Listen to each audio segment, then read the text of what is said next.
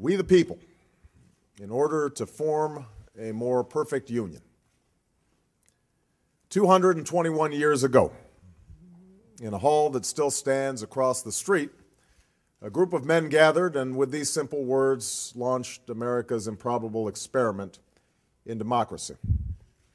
Farmers and scholars, statesmen and patriots who had traveled across the ocean to escape tyranny and persecution finally made real their Declaration of Independence at a Philadelphia convention that lasted through the spring of 1787.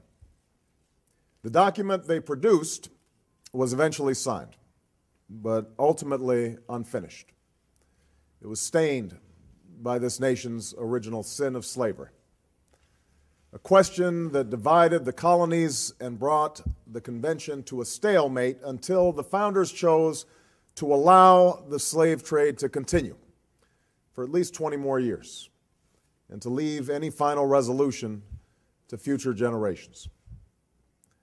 Of course, the answer to the slavery question was already embedded within our Constitution, a Constitution that had at its very core the ideal of equal citizenship under the law, a Constitution that promised its people liberty and justice, and a union that could be and should be perfected over time.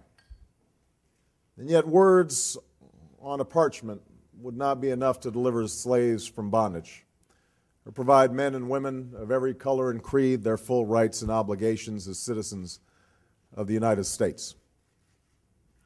What would be needed were Americans in successive generations who were willing to do their part through protests and struggles on the streets and in the courts, through a civil war and civil disobedience, and always at great risk, to narrow that gap between the promise of our ideals and the reality of their time. This was one of the tasks we set forth at the beginning of this presidential campaign, to continue the long march of those who came before us, a march for a more just, more equal, more free, more caring, and more prosperous America. I chose to run for president at this moment in history because I believe deeply that we cannot solve the challenges of our time unless we solve them together, unless we perfect our union by understanding that we may have different stories, but we hold common hopes, that we may not look the same and may not have come from the same place, but we all want to move in the same direction towards a better future for our children and our grandchildren. And this belief comes from my unyielding faith in the decency and generosity of the American people. But it also comes from my own story. I'm the son of a black man from Kenya and a white woman from Kansas.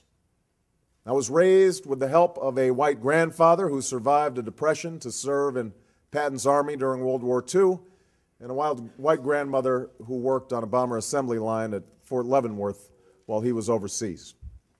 I've gone to some of the best schools in America, and I've lived in one of the world's poorest nations. I am married to a black American who carries within her the blood of slaves and slave owners, an inheritance we pass on to our two precious daughters. I have brothers, sisters, nieces, nephews, uncles, and cousins of every race and every hue scattered across 3 continents. And for as long as I live, I will never forget that in no other country on earth is my story even possible. It's a story that hasn't made me the most conventional of candidates, but it is a story that has seared into my genetic makeup the idea that this nation is more than the sum of its parts, that out of many, we are truly one.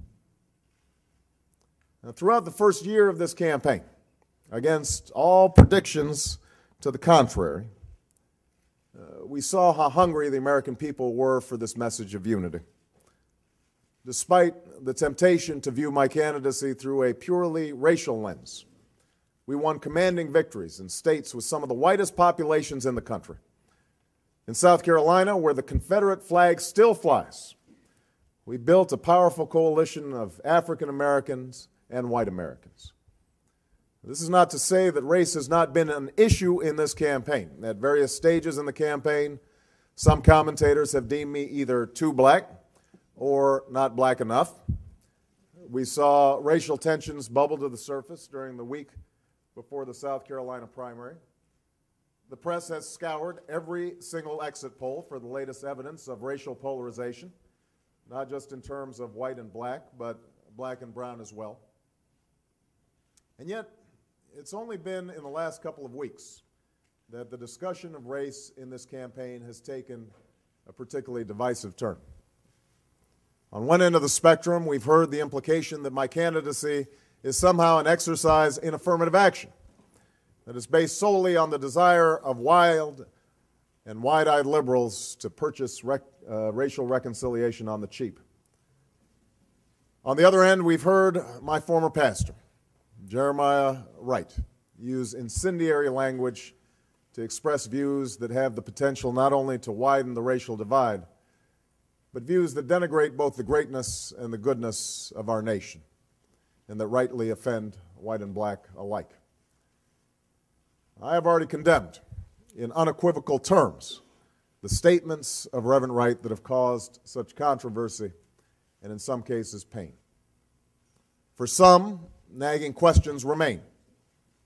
Did I know him to be an occasionally fierce critic of American domestic and foreign policy? Of course. Did I ever hear him make remarks that could be considered controversial while I sat in the church? Yes. Did I strongly disagree with many of his political views? Absolutely. Just as I'm sure many of you have heard remarks from your pastors, priests, or rabbis with which you strongly disagree. But the remarks that have caused this recent firestorm weren't simply controversial. They weren't simply a religious leader's efforts to speak out against perceived injustice. Instead, they expressed a profoundly distorted view of this country, a view that sees white racism as endemic and that elevates what is wrong with America above all that we know is right with America. A view that sees the conflicts in the Middle East as rooted primarily in the actions of stalwart allies like Israel, instead of emanating from the perverse and hateful ideologies of radical Islam. As such, Reverend Wright's comments were not only wrong, but divisive. Divisive at a time when we need unity, racially charged at a time when we need to come together to solve a set of monumental problems: 2 wars, a terrorist threat, a falling economy, a chronic healthcare crisis, and potentially devastating climate change. Problems that are neither black or white or Latino or Asian, but rather problems that confront us all. Given my background, my politics, and my professed values and ideals, there will no doubt be those for whom my statements of condemnation are not enough. Why associate myself with Reverend Wright in the first place, they may ask? Why not join another church? And I confess that if all that I knew of Reverend Wright were the snippets of those sermons that have run in an endless loop on the television sets and YouTube, if Trinity United Church of Christ conformed to the caricatures being peddled by some commentators, there is no doubt that I would react in much the same way. But the truth is, that isn't all that I know of the man. The man I met more than 20 years ago is a man who helped introduce me to my Christian faith, a man who spoke to me about our obligations to love one another, to care for the sick, and lift up the poor. He is a man who served his country as a United States Marine and who has studied and lectured at some of the finest universities and seminaries in the country, and who over 30 years has led a church that serves the community by doing God's work here on earth, by housing the homeless, ministering to the needy, providing daycare services and scholarships and prison ministries, and reaching out to those suffering from HIV/AIDS. In my first book, Dreams from My Father, I described the experience of my first service at Trinity. It goes as follows.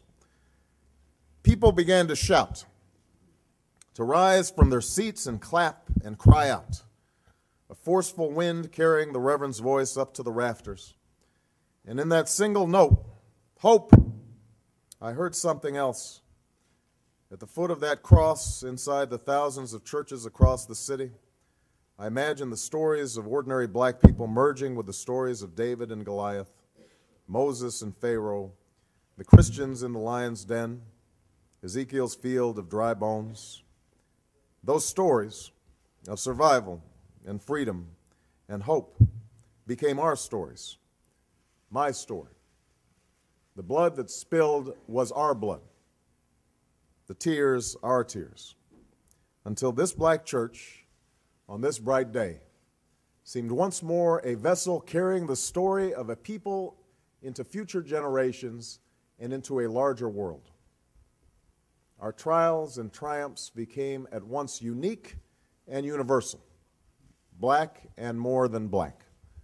In chronicling our journey, the stories and songs gave us a meaning to reclaim memories that we didn't need to feel shame about, memories that all people might study and cherish and with which we could start to rebuild.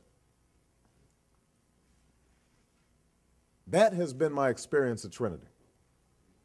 Like other predominantly black churches across the country, Trinity embodies the black community in its entirety, the doctor and the welfare mom, the model student and the former gangbanger. Like other black churches, Trinity's services are full of raucous laughter and sometimes bawdy humor. They are full of dancing and clapping and screaming and shouting that may seem jarring to the untrained ear. The church contains in full the kindness and cruelty, the fierce intelligence and the shocking ignorance, the struggles and successes, the love, and yes, the bitterness and biases that make up the black experience in America. And this helps explain, perhaps, my relationship with Reverend Wright. As imperfect as he may be, he has been like family to me. He strengthened my faith, officiated my wedding, and baptized my children. Not once in my conversations with him have I heard him talk about any ethnic group in derogatory terms, or treat whites with whom he interacted with anything but courtesy and respect. He contains within him the contradictions, the good and the bad, of the community that he has served diligently for so many years. I can no more disown him than I can disown the black community. I can no more disown him than I can disown my white grandmother, a woman who helped raise me, a woman who sacrificed again and again for me, a woman who loves me as much as she loves anything in this world, but a woman who once confessed her fear of black men who passed her by on the street, and who on more than one occasion has uttered racial or ethnic stereotypes that made me cringe. These people are part of me, and they are part of America, this country that I love. Now, some will see this as an attempt to justify or excuse comments that are simply inexcusable. I can assure you it is not. And I suppose the politically safe thing to do would be to move on from this episode and just hope that it fades into the woodwork. We can dismiss Reverend Wright as a crank or a demagogue, just as some have dismissed Geraldine Ferraro in the aftermath of her recent statements as harboring some deep-seated bias. But race is an issue that I believe this nation cannot afford to ignore right now. We would be making the same mistake that Reverend Wright made in his offending sermons about America, to simplify and stereotype and amplify the negative to the point that it distorts reality. The fact is that the comments that have been made and the issues that have surfaced over the last few weeks reflect the complexities of race in this country that we've never really worked through, a part of our union that we have not yet made perfect. And if we walk away now, if we simply retreat into our respective corners, we will never be able to come together and solve challenges like health care or education or the need to find good jobs for every American.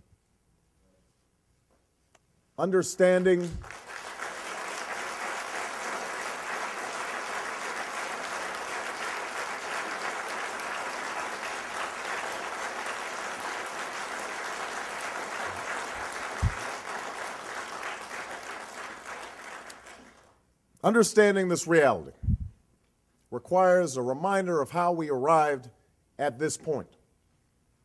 As William Faulkner once wrote, the past isn't dead and buried. In fact, it isn't even past. We do not need to recite here the history of racial injustice in this country. But we do need to remind ourselves that so many of the disparities that exist between the African American community and the larger American community today can be traced directly to inequalities passed on from an earlier generation that suffered under the brutal legacy of slavery and Jim Crow. Segregated schools were and are inferior schools. We still haven't fixed them 50 years after Brown versus Board of Education.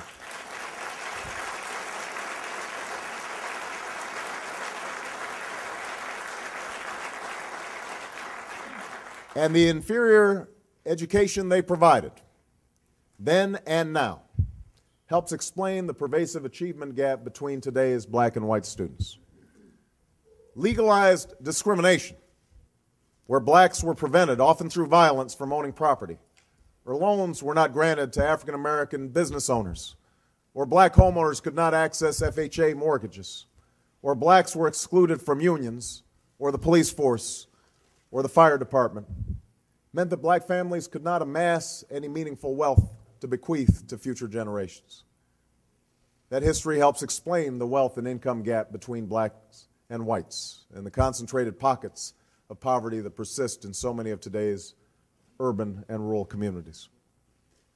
A lack of economic opportunity among black men and the shame and frustration that came from not being able to provide for one's family contributed to the erosion of black families, a problem that welfare policies for many years may have worsened, and the lack of basic services in so many urban black neighborhoods, parks for kids to play in, police walking the beat, regular garbage pickup, building code enforcement, all helps create a cycle of violence, blight, and neglect that continues to haunt us. This is the reality in which Reverend Wright and other African Americans of his generation grew up. They came of age in the late 50s and early 60s, a time when segregation was still the law of the land and opportunity was systematically constricted. What's remarkable is not how many failed in the face of discrimination, but how many men and women overcame the odds, how many were able to make a way out of no way for those like me who would come after them. But for all those who scratched and clawed their way to get a piece of the American dream, there were many who didn't make it. Those who were ultimately defeated in one way or another by discrimination. That legacy of defeat was passed on to future generations. Those young men and increasingly young women who we see standing on street corners or languishing in our prisons without hope or prospects for the future. Even for those blacks who did make it, questions of race and racism continue to define their worldview in fundamental ways. For the men and women of Reverend Wright's generation, the memories of humiliation and doubt and fear have not gone away, nor is the anger and the bitterness of those years. That anger may not get expressed in public, in front of white coworkers or white friends, but it does find voice in the barbershop or the beauty shop or around the kitchen table. At times, that anger is exploited by politicians to gin up votes along racial lines or to make up for a politician's own failings. And occasionally, it finds voice in the church on Sunday morning, in the pulpit and in the pews. The fact that so many people are surprised to hear that anger in some of Reverend Wright's sermons simply reminds us of the old truism that the most segregated hour of American life occurs on Sunday morning. That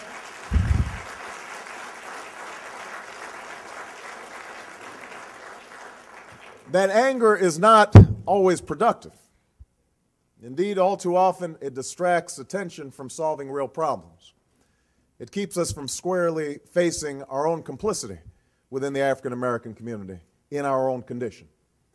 It prevents the African American community from forging the alliances it needs to bring about real change. But the anger is real. It is powerful. And to simply wish it away, to condemn it without understanding its roots, only serves to widen the chasm of misunderstanding that exists between the races. In fact, a similar anger exists within segments of the white community.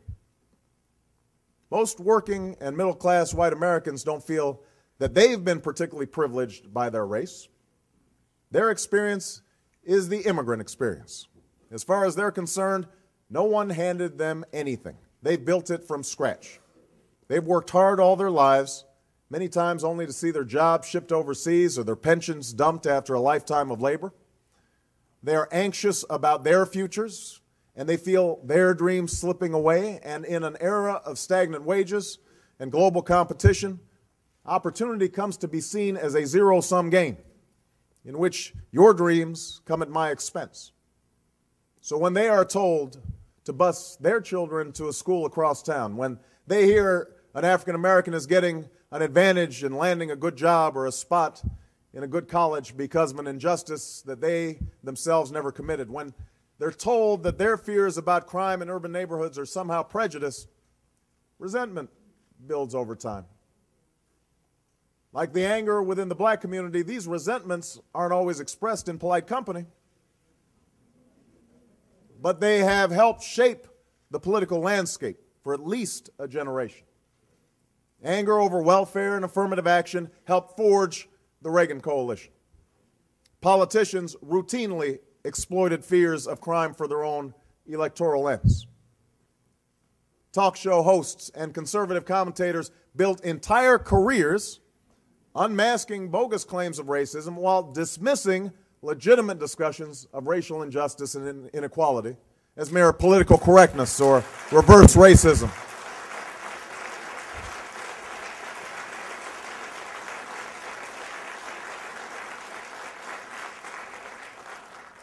And just as black anger often proved counterproductive, so have these white resentments distracted attention from the real culprits of the middle-class squeeze, a corporate culture rife with inside dealing, questionable accounting practices, and short-term greed, a Washington dominated by lobbyists and special interests, economic policies that favor the few over the many.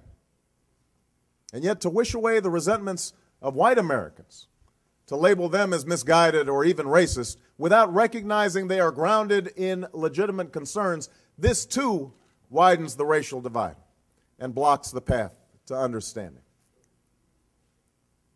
This is where we are right now.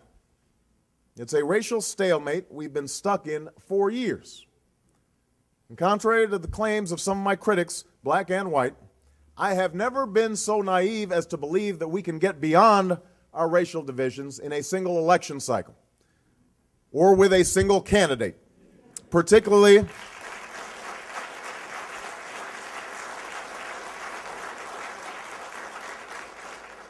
a candidacy as imperfect as my own. But I have asserted a firm conviction, a conviction rooted in my faith in God and my faith in the American people, that working together we can move beyond some of our old racial wounds, and that in fact we have no choice. We have no choice if we are to continue on the path of a more perfect union. For the African American community, that path means embracing the burdens of our past without becoming victims of our past. It means continuing to insist on a full measure of justice in every aspect of American life. But it also means binding our particular grievances for better health care and better schools and better jobs, to the larger aspirations of all Americans. The white woman struggling to break the glass ceiling, the white man who's been laid off, the immigrant trying to feed his family. And it means also taking full responsibility for our own lives by demanding more from our fathers and spending more time with our children and reading to them and teaching them that while they may face challenges and discrimination in their own lives, they must never succumb to despair or cynicism. They must always believe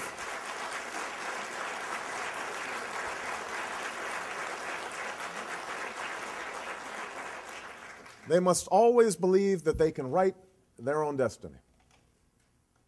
Ironically, this quintessentially American and, yes, conservative notion of self-help found frequent expression in Reverend Wright's sermons. But what my former pastor too often failed to understand is that embarking on a program of self-help also requires a belief that society can change. The profound mistake of Reverend Wright's sermons is not that he spoke about racism in our society. It's that he spoke as if our society was static, as if no progress had been made, as if this country, a country that has made it possible for one of his own members to run for the highest office in the land and build a coalition of white and black, Latino, Asian, rich, poor, young, and old, is still irrevocably bound to a tragic past.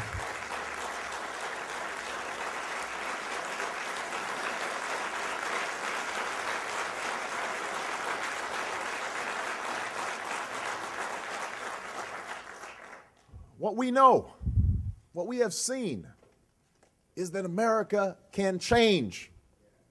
That is the true genius of this nation. What we have already achieved gives us hope, the audacity to hope for what we can and must achieve tomorrow. Now, in the white community, the path to a more perfect union means acknowledging that what ails the African American community does not just exist in the minds of black people, that the legacy of discrimination and current incidents of discrimination, while less overt than in the past, that these things are real and must be addressed, not just with words, but with deeds, by investing in our schools, in our communities, by enforcing our civil rights laws and ensuring fairness in our criminal justice system, by providing this generation with ladders of opportunity that were unavailable for previous generations. It requires all Americans to realize that your dreams do not have to come at the expense of my dreams, that investing in the health, welfare, and education of black and brown and white children will ultimately help all of America prosper.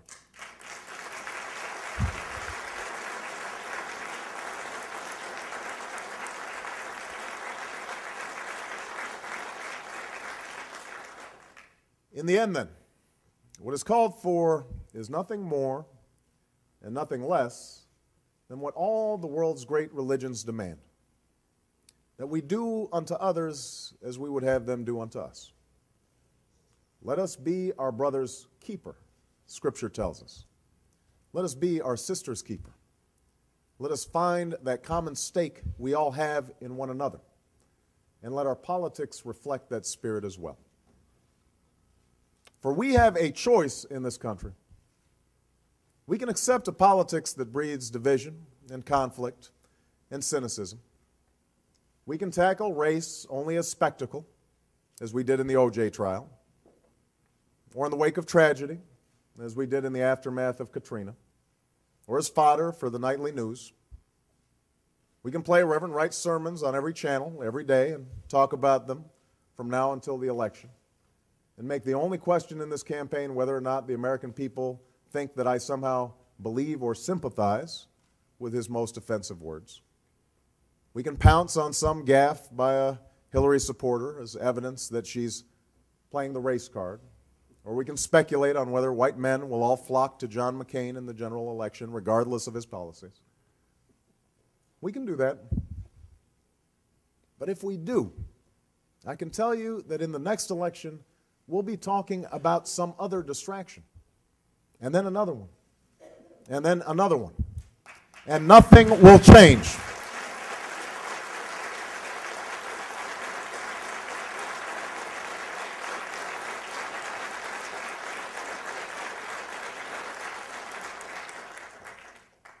That is one option.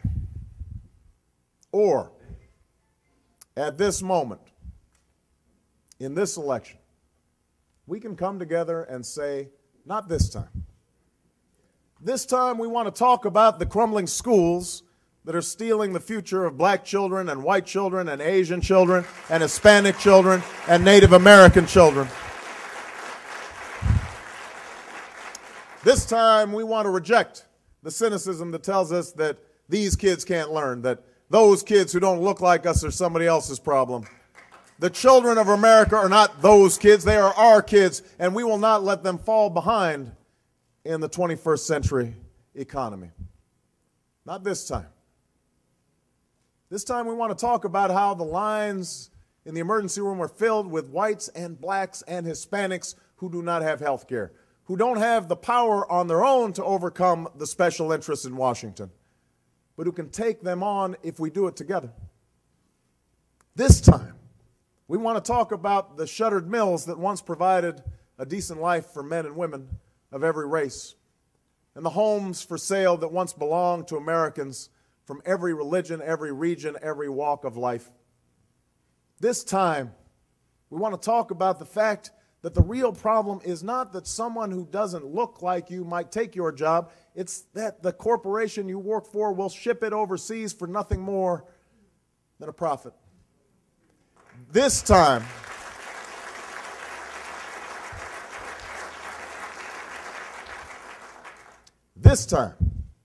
we want to talk about the men and women of every color and creed who serve together and fight together and bleed together under the same proud flag.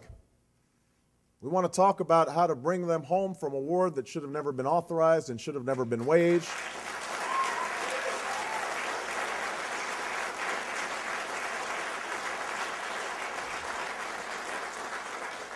And we want to talk about how we'll show our patriotism by caring for them and their families and giving them the benefits that they have earned. I would not be running for president if I didn't believe with all my heart that this is what the vast majority of Americans want for this country. This union may never be perfect, but generation after generation has shown that it can always be perfected. And today, whenever I find myself feeling doubtful or cynical about this possibility, what gives me the most hope is the next generation. The young people whose attitudes and beliefs and openness to change have already made history in this election.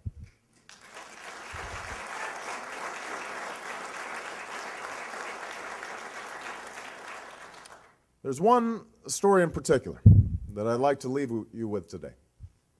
A story I told when I had the great honor of speaking on Dr. King's birthday at his home church, Ebenezer Baptist in Atlanta. There's a young 23-year-old woman, a white woman, named Ashley Bae, who organized for our campaign in Florence, South Carolina. She'd been working to organize a mostly African-American community since the beginning of this campaign. And one day she was at a roundtable discussion where everyone went around telling their story and why they were there. And Ashley said that when she was 9 years old, her mother got cancer. And because she had to miss days of work, she was let go and lost her health care. They had to file for bankruptcy. And that's when Ashley decided that she had to do something to help her mom. She knew that food was one of their most expensive costs. And so Ashley convinced her mother that what she really liked and really wanted to eat more than anything else was mustard and relish sandwiches, because that was the cheapest way to eat. That's the mind of a 9-year-old. She did this for a year until her mom got better. And so Ashley told everyone at the round table that the reason she had joined our campaign was so that she could help the millions of other children in the country who want and need to help their parents too. Now, Ashley might have made a different choice. Perhaps somebody told her along the way that the source of her mother's problems were blacks who were on welfare and too lazy to work, or Hispanics who were coming into the country illegally. But she didn't. She sought out allies in her fight against injustice. Anyway, Ashley finishes her story and then goes around the room and asks everyone else why they're supporting the campaign. They all have different stories and different reasons. Many bring up a specific issue. And finally, they come to this elderly black man who's been sitting there quietly the entire time. And Ashley asks him why he's there. And he doesn't bring up a specific issue. He does not say health care or the economy. He does not say education or the war. He does not say that he was there because of Barack Obama. He simply says to everyone in the room, I am here because of Ashley. I'm here because of Ashley. Now, by itself, that single moment of recognition between that young white girl and that old black man is not enough. It is not enough to give health care to the sick, or jobs to the jobless, or education to our children. But it is where we start. It is where our union grows stronger. And as so many generations have come to realize over the course of the 221 years since a band of patriots signed that document right here in Philadelphia, that is where perfection begins. Thank you very much, everybody. Thank you. Thank you. Thank you.